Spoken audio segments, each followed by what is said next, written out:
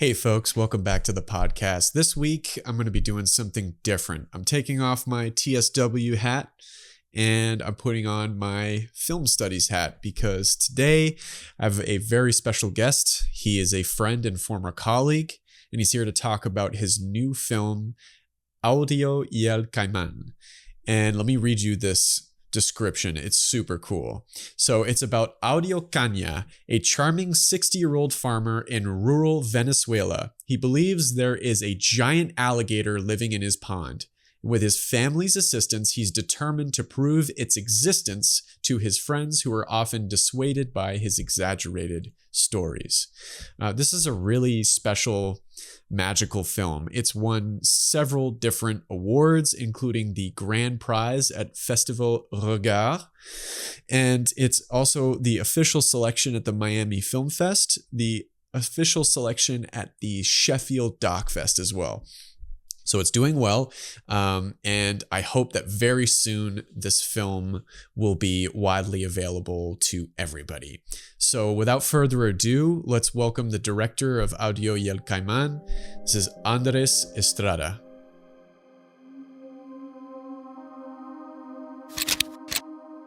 I knocked on this farm's door, and there comes Audio, shirtless, and I'm like, hey, I'm a filmmaker here. I'm researching for a film. I would just like to interview you, get a couple of answers. And he was like, oh, so you're a filmmaker, nice. Do you have a camera on you? Because there's a huge alligator in my pond. And I think if you stay the night and you manage to capture footage from the alligator, we're gonna be able to sell that footage to Discovery Channel. We can split the profits. ¿Quién te afectó, loco? Para meterle una demanda por daños y perjuicios. Yo, no, bueno.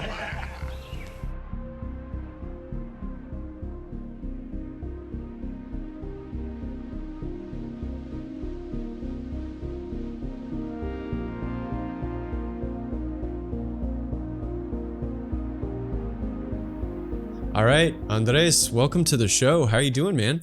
Thanks, JP. Thanks for having me, man. All good. I'm happy to be here. Happy to be talking to you. It's been a long minute since we last saw each other, I think.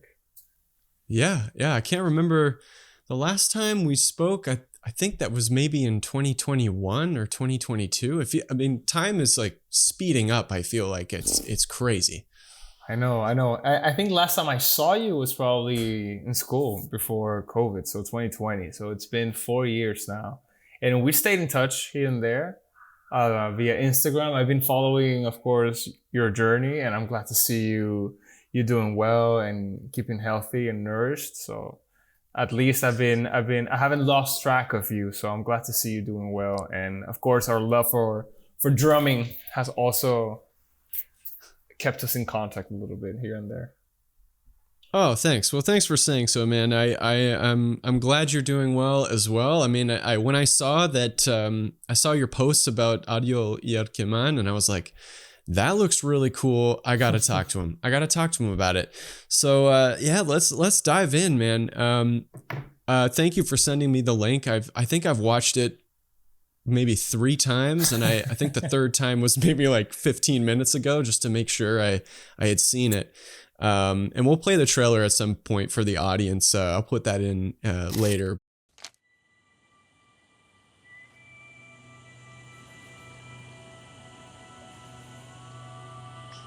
Ella me cuenta el Caimán, abuelo. Ay, Anaí, ese Caimán tiene más cuentos, hija.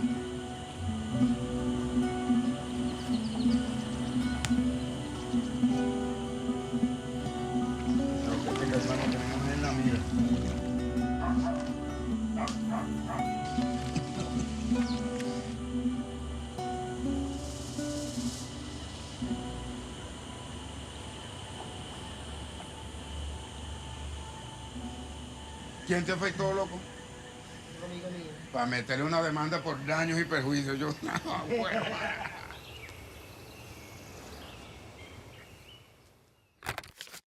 What about the genesis of this film? I know Ophelia was going to be on the show, who's the producer, but how did you two start working together, and why this story?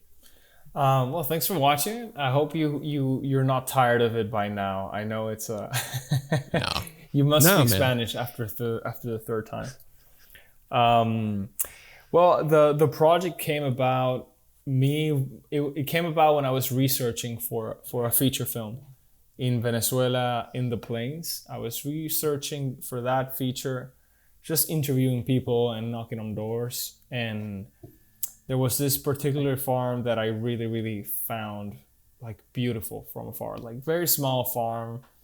And I knocked on this farm's door, and there comes Audio, shirtless, his shirt over his shoulder, and I do my spiel, and I'm like, hey, I'm a filmmaker here. I'm researching for a film. I would just like to interview you, get a couple of answers from you so that I can write a script.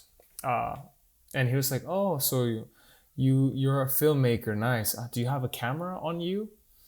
And I'm like, yeah, I have it. I mean, I didn't want to bring it out because I didn't want to, scare anyone. And he told me, no, take it out. Because there's a huge alligator in my pond, and I think if you stay the night and you manage to capture footage from the alligator, we're gonna be able to sell that footage to Discovery Channel, Nat Geo, and become millionaires. We can split the profits. And I'm there at his door like, whoa, I'm not kidding. It was the first thing he told me. And I just found that so endearing and beautiful. It's very classical for someone in the plains to tell stories like that. Everything's hyperbolic, but you never know like where the truth lies in between all the story, right? So I met him there, and then we shot something together for that project. It was completely different from the documentary. I came back to Montreal, and then I was, when you're doing like a proof of concept or you're writing a script, everything's very like industry based. Only people in the industry, people you're pitching to, know what you're doing. And there's nothing and there was nothing that I really had out there that would showcase my work to other people. And I was hungry for that. So when I found myself back in Venezuela the year later, I had written a script with Audio in mind. I'm like, I'm just going to go back and do something with him and that crazy alligator story. And it was more of a fiction. So I presented the script to Ophelia to help me with grants, give me notes. It was originally to just give me notes, but she vibed with the project so much. And she said, hey, we can try to get money for the fiction script that you had. It was, the alligator story was there, but it was a different story. It was me using Audio and a friend of his that lives nearby to create a story. But she told me, listen, if this man is like the way you describe it in the script, if he's like that in real life, I think it's going to be more feasible if you do a documentary on him. So Ophelia really helped me find that, or give me the strength to follow through and do a documentary. And she was right, because it was more feasible. We had a team of 4 people, including myself, sound, camera, line producer, and me. And we went, and I called Audio up. I tell him, Audio, listen, I really like the story about the alligator, and I really connected with you and your family last time I saw you. I would love to make a film about you and your family. And he was like Brad Pitt, right away. He's like, oh yeah, come by. I'll have everything ready for you. My family, they're okay with it. And yeah, so we went on a weekend trip, a long weekend trip, and we shot for 4 days. And that's how the project came about. Wow, only 4 days. And what really strikes me about the film is like, yeah, it's written down as a documentary, but there's clearly something more going on there. First of all, just watching it, it felt like I hate to say the word, but like cinema verite or something like that. It's like, this is a documentary, but this guy knows he's being filmed, and I feel like he definitely wanted to be in the film. Do you think that plays into the narrative a little bit, or what are your thoughts about that? Because there's something there's similarities between the film itself and the person. I don't know if I'm making sense at all. I don't know if I completely got what you meant, but it definitely helped that he wanted to be in the film, because he is performative in his own right. You know, when I met him, he was just already telling me this story of the alligator and other stories as well. He was being like a stand-up comedian almost, so endearing. So he has a masterful storytelling abilities. It's insane the way he tells stories, and he's so engaging. And I think he enjoyed being filmed, so it helped the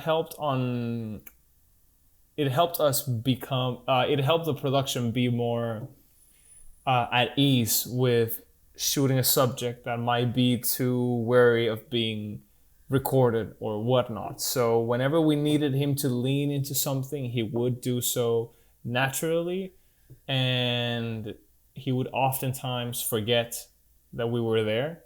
So that way we can capture, you know, real solid moments of like his life, and without feeling like we were interfering, you know.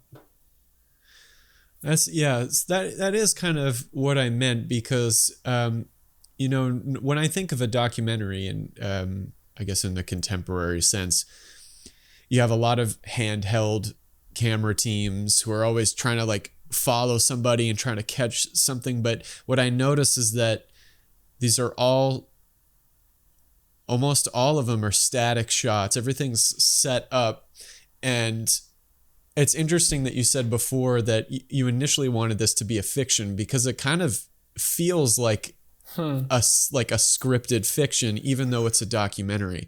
And that's why I was wondering, because I guess this goes into the theme of the film, right? Because you never really get to see the alligator. I don't want to spoil anything, but you know, he's telling the story, and some people believe him, some people don't. And he even says, he's like, hey, you know, my imagination is like no other. And then you start to wonder. And I think that's partly why I find the film so cool, is like, it's almost like it's not what's happening, but it's almost like what's not happening. And it makes you just think about stuff. It makes you think about themes, about stories, about all kinds of things. And I don't know if you did you know that while you were filming? And then I'm giving you a lot of questions, but how did you get him to forget that you were there? Like, how do you capture these things? Well, I guess, yeah, you're right about everything. A lot of it plays in the unseen.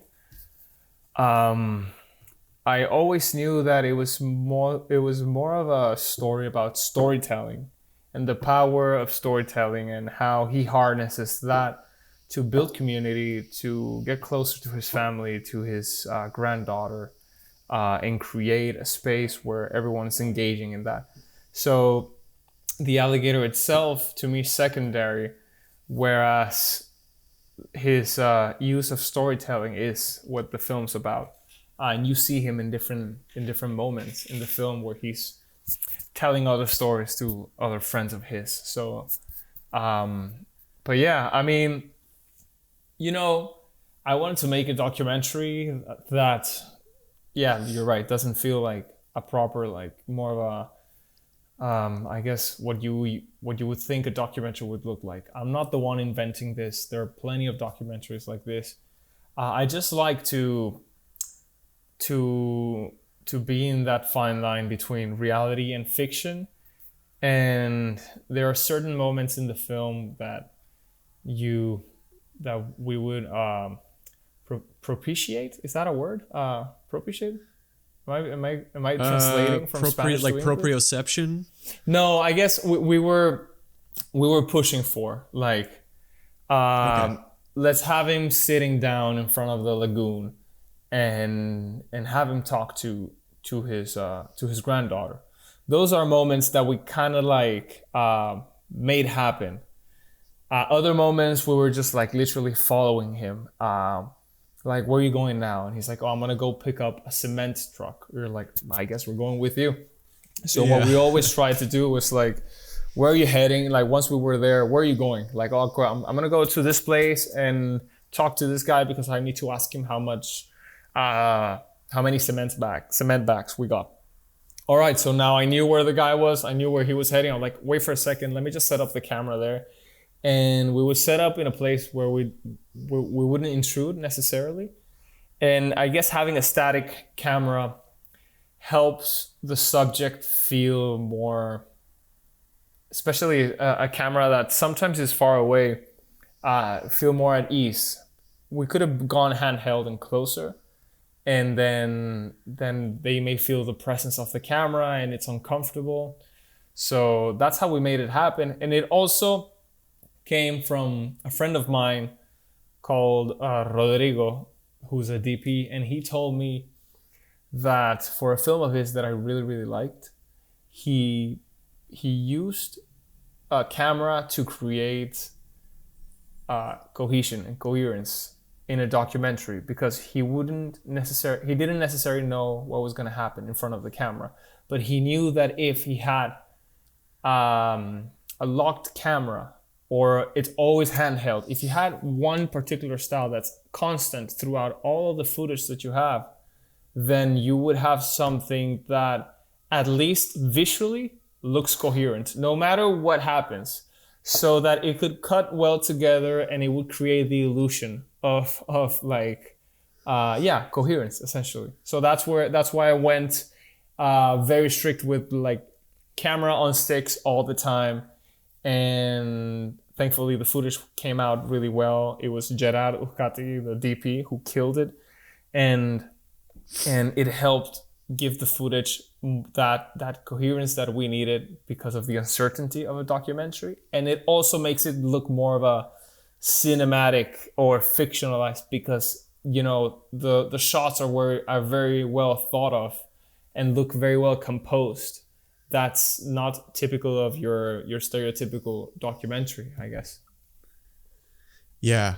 Yeah, well, you're absolutely right. It does give it this sense of cohesion, and I think that also lends itself, because you're making a story about storytelling, and if everything's moving so quickly, for example, if you take like a History Channel sort of documentary series and everything's moving so fast, it's all about the content. It's all about, the next thing, commercial break. And what I think this type of film does, it just slows you down, and you start to have themes pop into your head. You start to think about the people. You start to it's like a meditative experience, which to me is very helpful, especially in this age where you're just scrolling. There's a 5 second this, 5 second that, I think one thing you talked about earlier is he's very performative, and I think there's something interesting about when you're being watched and you're a performative person. It's like you have your own audience, whether that's your mom or your dad or your friends, and he's like whipping out these funny lines to his friends and this and that. And he knows he's being watched, or he can diddly dee a limerick pretty well. He can sing well and come up with lyrics very quickly. And I think. Yeah, I'm glad that it wasn't overt in what was going on. I think, but he is like that, I will say. So, I guess adding the camera just made him feel like the spotlight was on him. But he is like that. He is that guy who would roast his friends for whatever, or he would tell a joke, or he would start telling you a story about how when he was young, I don't know, he killed a wild hog or something. And you're like, all right. And he just enjoys being that person, like that storyteller in his friend group. So just having the camera on him, I guess it just made him feel seen in a great way, I think. Because maybe, you know, that character in the Venezuelan plains, it's typical. It's very of the plains of that region to have that storyteller guy. And when they meet, it's the craziest meeting ever, because everyone's just telling stories and riffing, and it's great. But I think it's a character that hasn't been explored too often, at least in Venezuelan cinema. And to me, it was important to showcase that. And I'm glad that he felt comfortable with me, and that he felt seen, and he's happy with the end results. Yeah, me too. And I think that I think it's so charming. Again, I mean, it's in the description of the documentary, but it's so charming for him to have this story that he's always going on about, and whether or not the alligator exists is it almost doesn't matter, because that's what keeps the story going. It's like, oh, man, if only you guys were there this weekend, you know. It's like I think it's so funny. And over there, I mean, I wonder. I was trying to look up on the maps earlier, because I love animals, and that whole area is filled with all types of predators. Like, you know, there's an anaconda in there, and you know, I mean, they're tigers. But I mean, not like your stereotypical Bengal tiger. They call them tigers. I don't know what they'd be. Panthers. They call probably them jaguars. Tigres, but jaguars maybe. Yeah, it's probably jaguars. Yeah. And I mean, is it? I don't know if I was actually trying to find out. Because I think there are crocodiles in the area, but an alligator, that would be something that's kind of like, you know, a mountain lion in New Jersey or something like that. Is that sort of the case, or is that why people are like, what are you talking about? There's no alligator in your pond, like. I guess no. There are alligators in the area. It was more of the magnitude of the alligator that he describes. Yeah. You know, 500 pounds of lean meat. You know, it's like, okay, all right. And the size. When the first time I met him, he told me it was the size of like three motorcycles lined up. And I'm like, all right, damn. I mean, and he changes the size now and then, but it's more about the size of the alligator. That's like, are you for real? Like, because, you know, it's plausible that you can find an alligator in the area, but Godzilla, I don't know. But that's the interesting part of it. Like, does it really exist? Right. Is he telling me the truth? He might. So it's up to the people to decide. Like, do you wanna trust him, or are you more cautious of what he's saying? I don't know. I wanted to play on that. Well, yeah, I think that's exactly what makes the film successful. Because if it's like, if you had halfway through, he finds it and he skins it, kills it, then there's no more story, right? There's no more mystery, and it's always out of reach. And there's something about a story that just seems completely out of this world, but the person telling you is so sure of it. I mean, if you want to talk about like Bigfoot sightings or UFO, which are now called, you know, UAP. I didn't know that. And in fact, I mean, that part of the world is I've been super into that subject, but that part of the world is a pretty good hotspot for stories of weird things happening. And I feel so many people are attracted to that. It's because if you find out if tomorrow somebody killed a Bigfoot and they took a photo of it, that's not as satisfying as that mystery. Does that make sense? The legend keeps it alive, you know. Yeah. Yeah, man. I mean, what do you think about that type of stuff? I mean, does that interest you at all, or was that on your radar when you made the film, or? Well, no, because not really. no. I mean, I'm interested in it. And sometimes I'm like, wouldn't it be fun, if there was like, what is it, like absolute proof of these things existing? It would spice things up so much. It would like stir the pot. Like if you were to actually find an alien, it would be like, oh damn, all right, now I guess it is real. So now what can we do about this? I love those kind of things. More as in an entertaining way. I don't necessarily believe, but it's always good to keep track of that, and it's part of the lore and pop culture, so it's always interesting. As for the film, I wasn't thinking about those stories when I made them. A lot of people told me like, oh, is that alligator like the Loch Ness equivalent, but in Venezuela? And I'm like, I guess so. Yeah, I guess there are the parallels for sure. But I just like it when someone tells you a great story and you can't help but follow that person wherever they guide you, because you're just so enthralled. Yeah. Yeah, it just takes you along, and there's certain characters on this earth that it doesn't matter what they say, it's how they say it, and you're hooked. Were there any stories that maybe you didn't put in the film, or events that happened you wish you could put in the film that you remember? Yeah, man. I mean, he's a non-stop machine of stories. It's insane.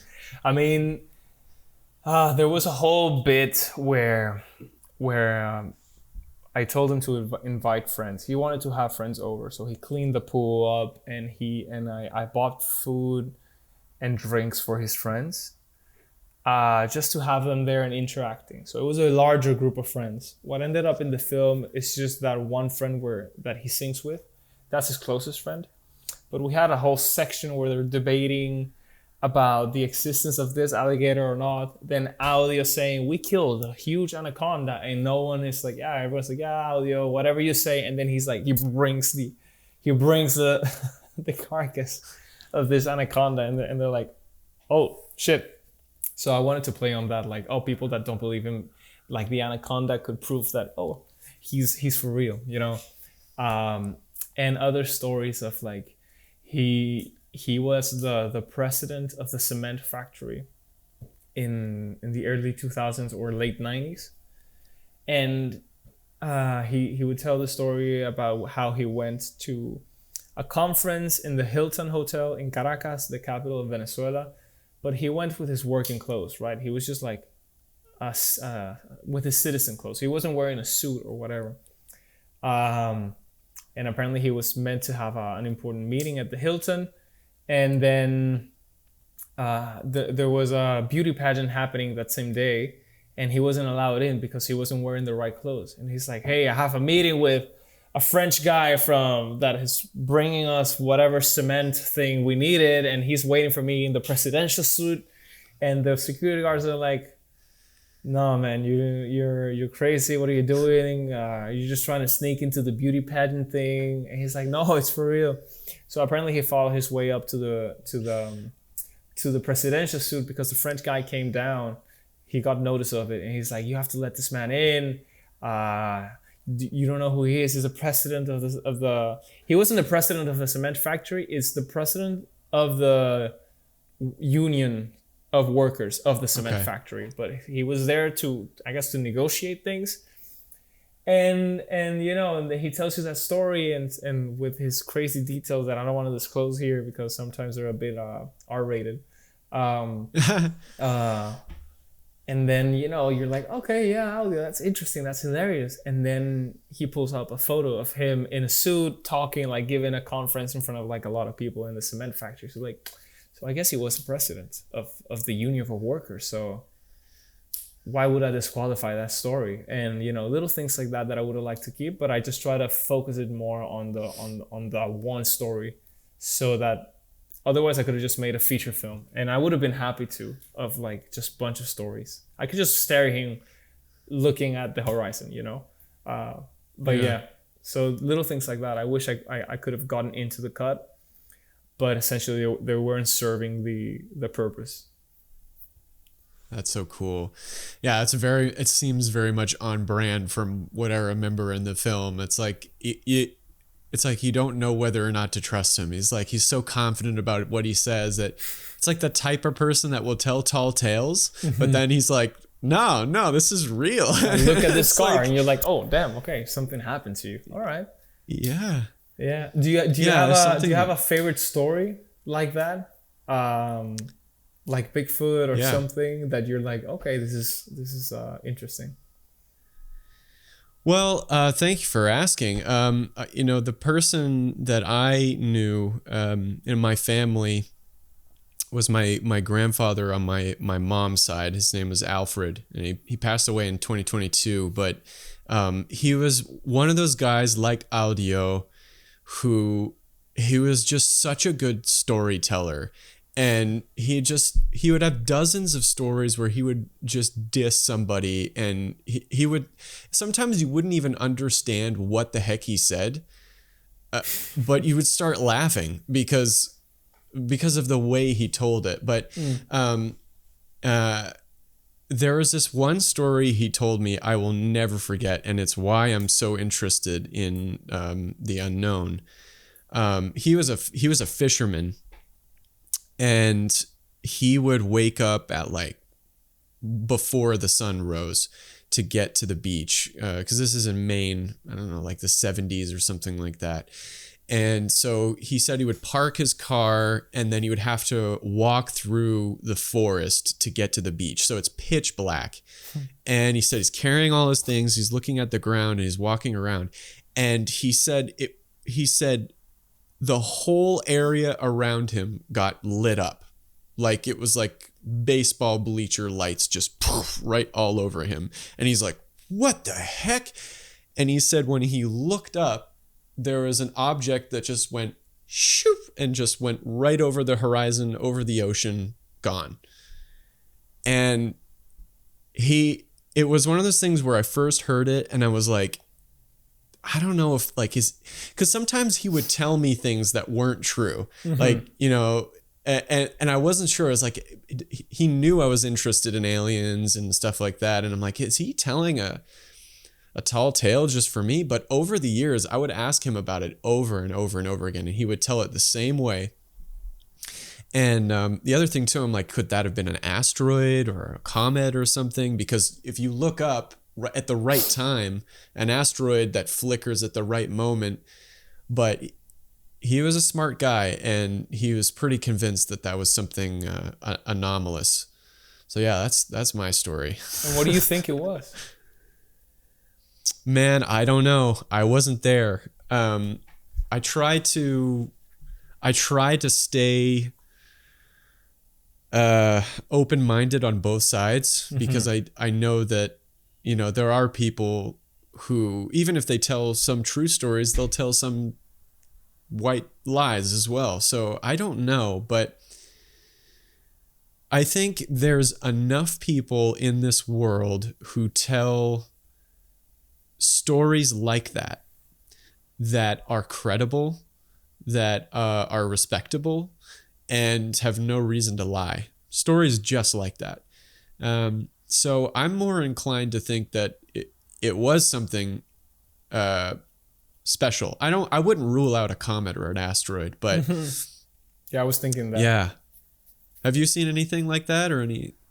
No, I wish. Me too. I need to visualize it so that it happens, because I would love to be in a situation where something like that where it happens to me, and then I'm like, trust me, man, like, you know me, I wouldn't be telling BS, you know, this is what happened. I don't know. I'd love for something like that to happen, or something supernatural. I haven't experienced it myself, but I would love it if something like that were to happen to me.